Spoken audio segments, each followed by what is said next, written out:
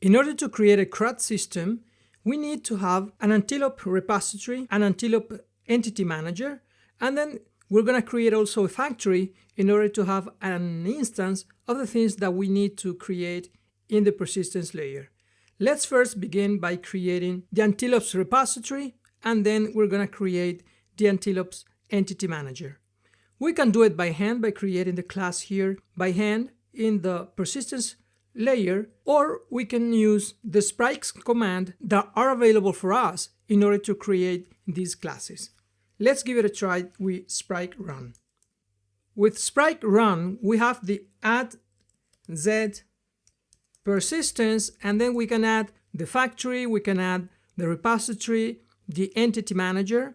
In this case, we're going to create the entity repository, so we can say add z persistence repository, then we indicate the module where we want to add this repository, and the module is going to be Antelope. And here you can see that we have now the Antelope repository and Antelope repository interface. Now you can see here that it extends the abstract repository so that we have some Spryker's method like get factory so that we can have access to the layers factory and create instances that we need here, like a mapper or a query class in order to retrieve the data from the table.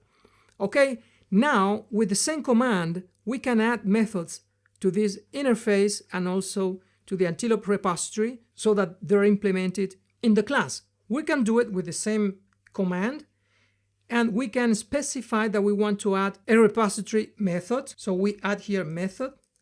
We have to specify the name of the module, Antelope, the name of the method, and we're going to call this method get Antelope collection. Why? Because we're going to return a collection of antelopes from the table. So this is the name of the method, and then we're going to indicate the return type of this method. We don't return entities from our methods in our repository. We return DTOs, data transfer object. So we're going to convert the Antelope's entity into a DTO that we haven't created yet, but we can indicate the type because after that we're going to implement it.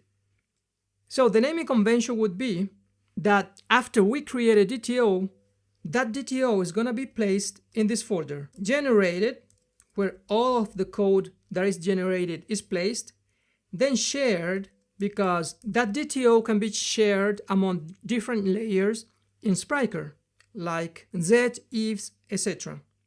Then transfer, because in this folder, all of the DTOs are going to be placed inside this folder. And then we give it a name.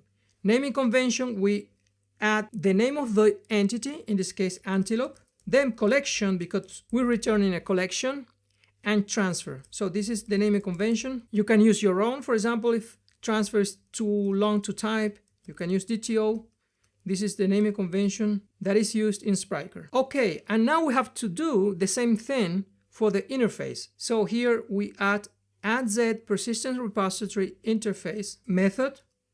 The module is Antelope, then the method Antelope collection, and the return type generated share transfer Antelope collection transfer. And you can see here that we have the method in the repository, we have the method in the interface, and now it's time to create the Antelope collection transfer. Let's take a look on how we can create a DTO in Spryker and use it here as a return type, but we can also use it as a parameter in a method where we need a DTO to transfer data and then filter data or create an instance of an Antelope, etc.